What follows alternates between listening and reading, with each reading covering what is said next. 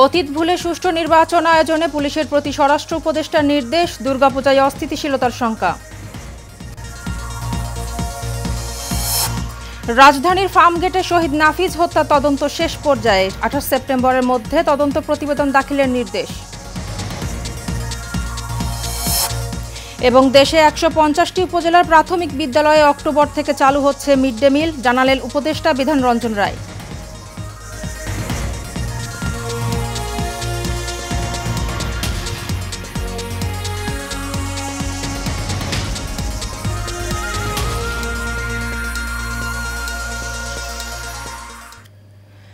স্বাগত এশিয়ান নিউজে, আপনাদের সাথে আছি আমি ফারজানা হাসিন। এতক্ষণ শুনছিলেন বিআরবি কেবল ইন্ডাস্ট্রিজ লিমিটেড সংবাদ শিরোনাম, এবার বিস্তারিত। 2014, 2018 ও 2024 সালের নির্বাচন মাথা থেকে ঝেড়ে ফেলতে পুলিশের প্রতি আহ্বান জানিয়েছেন স্বরাষ্ট্র উপদেষ্টা মোহাম্মদ জাহাঙ্গীর আলম চৌধুরী। রবিবার সকালে আসন্ন ত্রয়োদশ জাতীয় সংসদ নির্বাচনের দায়িত্ব পালনে পুলিশের দক্ষতা ও সক্ষমতা বাড়াতে পুলিশের বিশেষ প্রশিক্ষণ কর্মসূচির উদ্বোধনকালে তিনি এই কথা বলেন। স্বরাষ্ট্র উপদেষ্টা আরও বলেন, দুর্গাপূজায় অস্থিতিশীলতা সৃষ্টির পাঁয়তারা চলছে। অন্যদিকে পুলিশ সদর দপ্তরের পক্ষ থেকে জানানো হয়েছে, জাতীয় সংসদ নির্বাচনে দায়িত্বে থাকবেন 1.5 লাখ পুলিশ।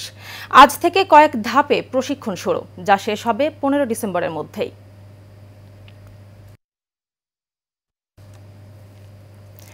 রাজধানীর ফার্মগেটে শহীদ নাফিজ হত্যা তদন্ত শেষ পর্যায়ে, ট্রাইব্যুনালকে প্রসিকিউশন। 28 সেপ্টেম্বরের মধ্যে তদন্ত প্রতিবেদন দাখিলের নির্দেশ ট্রাইব্যুনালের। রবিবার সকালে বিচারপতি গোলাম মর্তুজা মজুমদারের নেতৃত্বাধীন 3 সদস্যের ট্রাইব্যুনাল 1 এ আদেশ দেন। এছাড়া চট্টগ্রামের ওয়াসিম হত্যা মামলায় ফজলে করিম চৌধুরী সহ 15 আসামির বিরুদ্ধে 12 অক্টোবরের মধ্যে তদন্ত শেষ করার নির্দেশ দেন ট্রাইব্যুনাল। এছাড়া চানখারপুলে আনাস সহ 6 জনকে হত্যা মামলায় সাক্ষ্য গ্রহণ চলছে। মাকে চিঠি লিখে 5 আগস্ট বাড়ি থেকে বেরিয়ে যান শাহরিয়ার খান আনাস। এরপর গুলিবিদ্ধ হয়ে চানখারপুল এলাকায় মারা যান আনাস সহ 6 জন। আনাসের মা কান্নাজড়িত কণ্ঠে ছেলে হত্যার বিচার চাইলেন। এদিকে শহীদ আবু সাইদ হত্যা মামলার দ্বিতীয় দিনের সাক্ষ্য গ্রহণ চলছে। সকালে এই মামলায় গ্রেপ্তার 4 জনকে আদালতে হাজির করা হয়। এই মামলায় সাবেক ডিএমপি কমিশনার হাবিবুর রহমান সহ 8 জন পলাতক রয়েছেন। 5 আগস্ট 2024 সালে মার্চ টু ঢাকা কর্মসূচিতে তার ছেলে যখন অংশগ্রহণ করে, তার মা বাবাকে না জানিয়ে একটি চিঠি লিখে রেখে সে চলে যায়। সেই চিঠি তার মা ট্রাইব্যুনালে পড়ে শুনিয়েছেন এবং অঝরে কেঁদেছেন সন্তানের লেখা মাকে উদ্দেশ্য করে সেই চিঠি। এবং সারা পৃথিবী দেখেছে যে একটা সন্তান তার মাকে কিভাবে উদ্দেশ্য করে চিঠি লিখে এই আন্দোলনে ঝাঁপিয়ে পড়েছে এবং প্রাণ দিয়েছে। লেখক, গবেষক ও বুদ্ধিজীবী বদরুদ্দিন ওমর মারা গেছেন। রোববার সকাল 10:05 রাজধানীর একটি বেসরকারি হাসপাতালে নিয়ে গেলে কর্তব্যরত চিকিৎসক তাকে মৃত ঘোষণা করেন। জাতীয় মুক্তি কাউন্সিলের সাধারণ সম্পাদক ফয়জুল হাকিম লালা এ তথ্য নিশ্চিত করেছেন। বদরুদ্দিন ওমর বামপন্থী রাজনীতিবিদ ও তাত্ত্বিক, রাজনৈতিক পরিচয় ছাড়িয়ে তিনি একজন লেখক, গবেষক, বুদ্ধিজীবী। বাংলাদেশের রাজনৈতিক পরিবর্তন ও নানা প্রয়োজনের সময় তিনি দক্ষতার সঙ্গে বিশ্লেষকের ভূমিকায় অবতীর্ণ হয়েছেন। বদরুদ্দিন ওমর 1931 সালের 20 ডিসেম্বর জন্মগ্রহণ করেন। 2025 সালে তিনি বাংলাদেশের সর্বোচ্চ বেসামরিক পুরস্কার স্বাধীনতা পুরস্কারে ভূষিত হন, কিন্তু তিনি তা গ্রহণে অস্বীকৃতি জানান।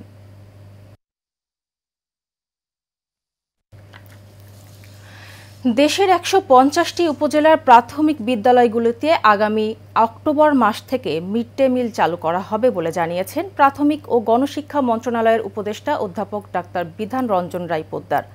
রবিবার আন্তর্জাতিক সাক্ষরতা দিবস উপলক্ষে সকালে সচিবালয়ে এক সংবাদ সম্মেলনে তিনি এই কথা জানান। গণশিক্ষা উপদেষ্টা বলেন, দেশে সাক্ষরতার হার বর্তমানে 77.9%, বাকি 22.1% জনগোষ্ঠী নিরক্ষর। তবে সত্যিকার অর্থে সাক্ষরতার হার আরও কম হতে পারে। আগের সরকার প্রকৃত সাক্ষরতার হার চেপে রেখেছে। স্কুলে স্কুলে ভিজিট করে দেখা গেছে প্রকৃত সাক্ষর নয় অনেক শিক্ষার্থী রয়েছে। যেসব শিক্ষার্থী পিছিয়ে রয়েছে তাদের বিশেষ ব্যবস্থায় স্বাক্ষর করার উদ্যোগ নেওয়া হয়েছে বলে জানান বিধান রঞ্জন। আমরা প্রচলিত শিক্ষা ব্যবস্থা, প্রচলিত পরীক্ষা ফিরিয়ে এনেছি, কিন্তু আমরা এর পাশাপাশি অন্য অ্যাসেসমেন্ট চালু করেছি। সেটা হচ্ছে আমরা স্কুলগুলোকে অ্যাসেস করছি এবং ছাত্রদের অ্যাসেস করছি। ছাত্রদের আমরা অ্যাসেস করছি কোন ভিত্তিতে? সে সিলেবাস শেষ করলো কিনা সেই ভিত্তিতে না, সেটা প্রচলিত পরীক্ষাতে হচ্ছে। আমরা অ্যাসেস করছি সে কি তার মাতৃভাষায় সাবলীলভাবে পড়তে পারে। নিচ্ছে বিআরবি কেবল ইন্ডাস্ট্রিজ লিমিটেড সংবাদ বিরতি। বিরতির পর ফিরে এসে যা থাকছে।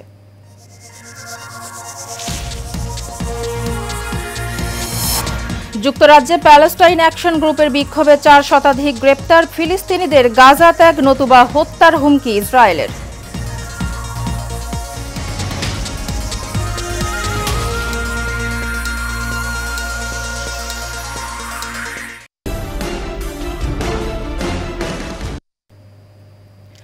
হাওর অঞ্চলের দরিদ্র জনগোষ্ঠীর জীবনমান উন্নয়নে কাজ করে যাচ্ছে হবিগঞ্জ উন্নয়ন সংস্থা। সংস্থার কর্মকর্তারা বলছেন, প্রায় লক্ষাধিক মানুষের ভাগ্য পরিবর্তনে বিভিন্ন প্রকল্প হাতে নিয়েছেন তারা।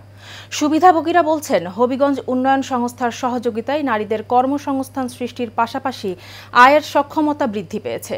প্রতিনিধি SM সুরজ আলীর তথ্য ও ছবিতে জানাচ্ছেন রাশেদ আকন। কৃষি উপকরণ সরবরাহ, প্রযুক্তিগত সহায়তা, আয়বর্ধক প্রশিক্ষণ, ক্ষুদ্র মাঝারি ঋণ প্রদান, বিনামূল্যে স্বাস্থ্যসেবা দেয়া সহ ওষুধ ও স্বাস্থ্যসম্মত টয়লেট বিতরণ করে হবিগঞ্জে হাওর অঞ্চলের মানুষের জীবনমান উন্নয়নে কাজ করে যাচ্ছে হবিগঞ্জ উন্নয়ন সংস্থা। এতে ভাগ্য ফিরেছে দরিদ্র মানুষের। বিভিন্ন প্রকল্পে প্রায় লক্ষাধিক মানুষ নিয়ে কাজ করছি, যাতে করে হবিগঞ্জ, মৌলভীবাজার, সিলেট, সুনামগঞ্জ, কিশোরগঞ্জ এবং ব্রাহ্মণবাড়িয়া জেলার আর্থসামাজিকভাবে পিছিয়ে পড়া মানুষের উন্নয়নের জন্য আমরা কাজ করে যাচ্ছি। হবিগঞ্জ উন্নয়ন সংস্থার পক্ষ থেকে স্বাস্থ্যসম্মত ল্যাট্রিন পাইছি এবং পাশাপাশি একটা ক্ষুদ্র ঋণ পাইছি। আশের খামার দিছি, একটা বাথরুম আনছি, আমার মেয়ের কলেজেও ভর্তি করাইছি, পড়াইতেছি। এখন 10 লক্ষ টাকা দিয়েছি, দেখা যায় আমি ব্যবসা বাণিজ্য করতেছি, হাঁস কামার আছি, আমার মেয়ের পড়াইতেছি। বানিয়াচং উপজেলার কান্দিরপাড়া গ্রামে সংস্থার স্যানিটেশন কার্যক্রম পরিদর্শন করেন PKSF এর সাধারণ পরিষদের সদস্য শফিকুল ইসলাম শাহেদ। এ সময় তিনি দিঘলবাগ গ্রামের উদ্যোক্তা মাধুরী রানী দাসের হাঁসের খামার পরিদর্শন করেন। এছাড়াও ঘাগড়াকোনা গ্রামে বিনামূল্যে স্বাস্থ্যসেবা ক্যাম্পেইন ও জামালপুর গ্রামের উদ্যোক্তা মাজেদা বেগমের কুটির শিল্প পরিদর্শন করেন। এ সময় উপস্থিত ছিলেন সংস্থার প্রধান নির্বাহী কর্মকর্তা মোহাম্মদ শাহিন। আমরা বিভিন্ন উন্নয়নমূলক কার্যক্রম, স্থানীয় সিভিল সোসাইটি, প্রশাসন এদের সাথে যৌথভাবে হবিগঞ্জ জেলার তৃণমূল পর্যায়ে কার্যক্রম বাস্তবায়নের জন্য আমরা নিরলসভাবে কাজ করে যাচ্ছি। আমাদেরকে আর্থিক ও কারিগরি সহায়তা দিচ্ছেন গণপ্রজাতন্ত্রী বাংলাদেশ সরকারের পল্লী কর্ম সহায়ক ফাউন্ডেশন PKSF। একমাত্র যানবাহন নৌকা যেখানে কোনো উন্নয়নের ছোঁয়া নাই, বাট হবিগঞ্জ উন্নয়ন সংস্থা সেখানে গিয়ে এই গরিব জনগোষ্ঠীকে ব্যাপক হারে চিকিৎসা সেবা দিচ্ছে বিনামূল্যে। সংস্থার কর্মকর্তারা জানান, লক্ষাধিক মানুষকে স্বাবলম্বী করতে এরই মধ্যে বিভিন্ন প্রকল্প হাতে নিয়েছেন তারা, যা বাস্তবায়িত হলে ঘুরে দাঁড়াবে হাওর অঞ্চলের অর্থনীতি। তারা শিক্ষিত হলে, তারা চাকরি বাকরি করলে। Rashed Akon, Asian television. কুষ্টিয়া 4 আসনের বিএনপির মনোনয়ন প্রত্যাশী কৃষক দলের কেন্দ্রীয় কমিটির সদস্য মোহাম্মদ মঈনুদ্দিন খোকসা বাজারে গণসংযোগ করেছেন। এ সময় তিনি হাজারো মানুষের মাঝে গাছের চারা বিতরণ করেন। এছাড়াও তিনি বিএনপির ভারপ্রাপ্ত চেয়ারম্যান তারেক রহমানের প্রস্তাবিত 31 দফা কর্মসূচির লিফলেট বিতরণ করেন। স্থানীয় ব্যবসায়ী ও সাধারণ মানুষের সঙ্গে কুশল বিনিময় করে মোহাম্মদ মঈনুদ্দিন বলেন, তারেক রহমানের 31 দফা কর্মসূচি একটি আধুনিক, উন্নত ও গণতান্ত্রিক বাংলাদেশের রূপরেখা। জনগণের ভোটাধিকার ফিরিয়ে আনা, কৃষি ও শিল্পের উন্নয়ন, শিল্প ও স্বাস্থ্য খাতের সংস্কার সহ সর্বক্ষেত্রে পরিবর্তনের বার্তা রয়েছে এই কর্মসূচিতে। বিএনপির কেন্দ্রীয় কমিটির পরিবার পরিকল্পনা বিষয়ক সম্পাদক ও সাবেক সংসদ সদস্য ডাক্তার দেওয়ান মোহাম্মদ সালাউদ্দিন বাবু বলেছেন, বিএনপি হচ্ছে গণমানুষের দল। আশুলিয়ার নয়ারহাট এলাকায় বিএনপির ৪৭তম প্রতিষ্ঠা বার্ষিকী উপলক্ষে এক আলোচনা সভায় প্রধান অতিথির বক্তব্যে তিনি একথা বলেন। পাথালিয়া ইউনিয়ন বিএনপির সভাপতি মোহাম্মদ আব্দুস সোবহানের সভাপতিত্বে বিশেষ অতিথি ছিলেন উপজেলা পরিষদের সাবেক ভাইস চেয়ারম্যান দেওয়ান মোহাম্মদ মঈনুদ্দিন বিপ্লব, ঢাকা জেলা বিএনপির সাবেক সাধারণ সম্পাদক শরীফুল আলম, ঢাকা জেলা উত্তর ছাত্রদলের সভাপতি মোহাম্মদ তমিজ উদ্দিন সহ অনেকে। জাতীয় সংসদ নির্বাচনকে সামনে রেখে টাঙ্গাইলের ধনবাড়িতে মতবিনিময় সভা হয়েছে। উপজেলার বীরতারা ইউনিয়নে বাজিতপুর আমির হোসেন উচ্চ বিদ্যালয় মাঠে এই মতবিনিময় সভা হয়। বীরতারা ইউনিয়ন বিএনপির সাবেক সভাপতি মোহাম্মদ আব্দুস সালাম মেম্বারের সভাপতিত্বে ও মধুপুর উপজেলার বিএনপির সাবেক যুগ্ম সাধারণ সম্পাদক আশরাফুল ইসলাম মাসুদের সঞ্চালনায় এতে প্রধান অতিথির বক্তব্য রাখেন টাঙ্গাইল ১ আসনে বিএনপির মনোনয়ন প্রত্যাশী লেফটেন্যান্ট কর্নেল অবসরপ্রাপ্ত আসাদুল ইসলাম আজাদ। বিএনপির ৪৭তম প্রতিষ্ঠা বার্ষিকীতে সাভারে বিএনপি ও অঙ্গ সহযোগী সংগঠনের উদ্যোগে ময়লা আবর্জনা পরিষ্কার কর্মসূচি পালন করা হয়েছে। বিএনপির কেন্দ্রীয় কমিটির পরিবার পরিকল্পনা বিষয়ক সম্পাদক ও ঢাকা ১৯ আসনের সাবেক সংসদ সদস্য ডক্টর দেওয়ান মোহাম্মদ সালাউদ্দিন বাবুর নেতৃত্বে এই কর্মসূচি পালন করা হয়। এতে উপস্থিত ছিলেন উপজেলা পরিষদের সাবেক ভাইস চেয়ারম্যান দেওয়ান মোহাম্মদ মঈনুদ্দিন বিপ্লব, ঢাকা জেলা স্বেচ্ছাসেবক দলের সদস্য সচিব আসাদুজ্জামান খান মোহন, ঢাকা জেলা ছাত্রদলের সাবেক যুগ্ম সাধারণ সম্পাদক জাকির হোসেন ও আশুলিয়া থানা ছাত্রদল নেতা আলহাজ মাদবর সহ অনেকে। ঢাকার ধামরায় জয়পুরা সেন্টার স্কুলের মাঠে জাতীয়তাবাদী তরুণ দলের পরিচিতি সভা ও ৩০তম প্রতিষ্ঠা বার্ষিকী উপলক্ষে আলোচনা সভা হয়েছে। এতে প্রধান অতিথি ছিলেন তরুণ দলের যুগ্ম সাধারণ সম্পাদক এ.কে.এম. সাইফুল আলম সরকার। বিশেষ অতিথি ছিলেন ঢাকা জেলা তরুণ দলের সদস্য সচিব ফেরদৌস শিকদার ও ধামরাই উপজেলা তরুণ দলের আহ্বায়ক মনিরুজ্জামান মনির সহ অনেকে।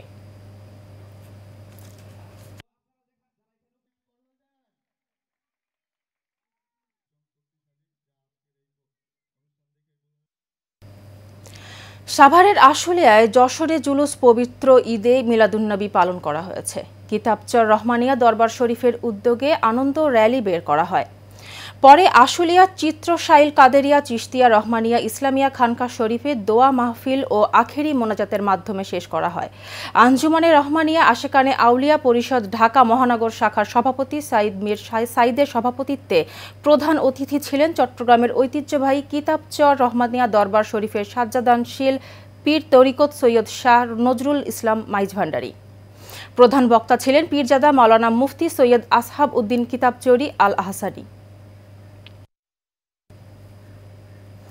রাঙামাটির রাজস্থলী উপজেলার পাহাড়ি এলাকা বিমাছড়া পাড়ায় দীর্ঘদিনের বিশুদ্ধ পানির সংকটের অবসান হল সেনাবাহিনীর কাপ্তাই জোনের উদ্যোগে। কাপ্তাই জোনের ব্যবস্থাপনায় প্রায় ১০০ ফুট উঁচুতে গভীর নলকূপ স্থাপন করা হয়। বৈদ্যুতিক পাম্পের মাধ্যমে পাহাড়চূড়ায় বসবাসরত তঞ্চঙ্গা গোত্রভুক্ত ২০ পরিবারের জন্য নিরাপদ পানির ব্যবস্থা করা হয়েছে। এর উদ্বোধন করেন কাপ্তাই জোনের জোন কমান্ডার। এ সময় রাজস্থলী ক্যাম্পের ক্যাম্প কমান্ডার, স্থানীয় চেয়ারম্যান, হেডম্যান ও কারবারি সহ এলাকাবাসীরা উপস্থিত ছিলেন। চাঁপাইনবাবগঞ্জের সীমান্ত দিয়ে জাকির হোসেন নামে এক বাংলাদেশি নাগরিককে ফেরত দিয়েছে ভারতীয় সীমান্তরক্ষী বাহিনী বিএসএফ। শিবগঞ্জ উপজেলার মাসুদপুর সীমান্ত দিয়ে তাকে ফেরত দেওয়া হয়। চাঁপাইনবাবগঞ্জ ৫৩ বিজিবি ব্যাটালিয়ন অধিনায়ক লেফটেন্যান্ট কর্নেল কাজী মোস্তাফিজুর রহমান জানান, মানসিক ভারসাম্যহীন জাকির হোসেন গত ১৪ মাস ধরে নিখোঁজ ছিলেন। বিজিবি ও বিএসএফ এর মধ্যে কোম্পানি কমান্ডার পর্যায়ে পতাকা বৈঠক শেষে জাকির হোসেনকে স্বজনদের কাছে হস্তান্তর করা হয়। রাজধানীর উত্তরা এলাকায় হলিস্টিক হোম বিল্ডার্স কর্তৃপক্ষের বিরুদ্ধে কোটি টাকা আত্মসাতের অভিযোগ উঠেছে। এ ঘটনায় অর্থ ফেরতের দাবিতে উত্তরা বিডিআর মার্কেটের সামনে শতাধিক ভুক্তভোগী গ্রাহক মানববন্ধন কর্মসূচি পালন করে। ভুক্তভোগীরা অভিযোগ করে বলেন, হলিস্টিক হোম বিল্ডার্স নামের প্রতিষ্ঠানটি আকর্ষণীয় ফ্ল্যাট ও জমির প্রলোভন দেখিয়ে সাধারণ মানুষের কাছ থেকে কোটি কোটি টাকা সংগ্রহ করেছে। কিন্তু নির্ধারিত সময়ে জমি বা ফ্ল্যাট বুঝিয়ে না দিয়ে প্রতিষ্ঠানের পরিচালকরা উধাও হয়ে গেছেন।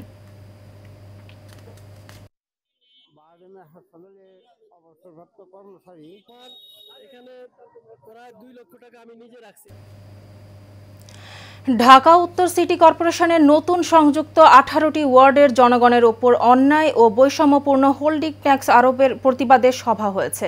৫০ নম্বর ওয়ার্ডের ওমর শাহজাহান টাওয়ারে এই প্রতিবাদ সভা হয়। হাজী রুহুল আমিন সভাপতিত্বে ও খোকন সরকারের সঞ্চালনায় এতে প্রধান অতিথির বক্তব্য রাখেন দক্ষিণখান থানা বিএনপির সাবেক যুগ্ম সাধারণ সম্পাদক মোহাম্মদ রফিকুল ইসলাম।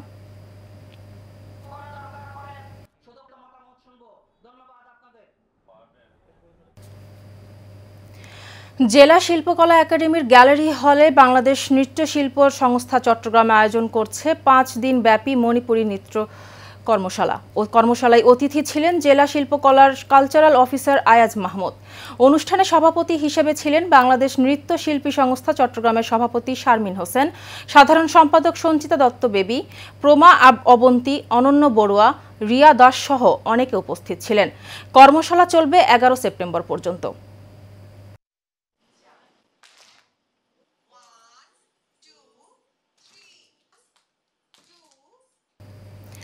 শেষ করব এশিয়ান নিউজ। তার আগে বিআরবি কেবল ইন্ডাস্ট্রিজ লিমিটেড সংবাদ শিরোনামগুলি জানাবো আরও একবার।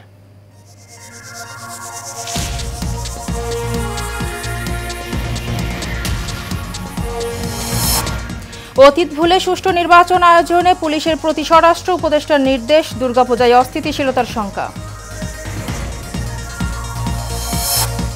রাজধানীর ফার্মগেটে শহীদ নাফিজ হত্যা তদন্ত শেষ পর্যায়ে, 28 সেপ্টেম্বরের মধ্যে তদন্ত প্রতিবেদন দাখিলের নির্দেশ।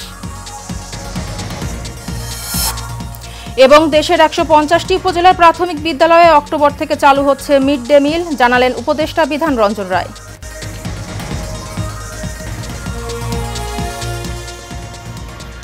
এশিয়ান নিউজ এ পর্যন্তই। পরের সংবাদ দেখার আমন্ত্রণ রইল। ধন্যবাদ সাথে থাকার জন্য।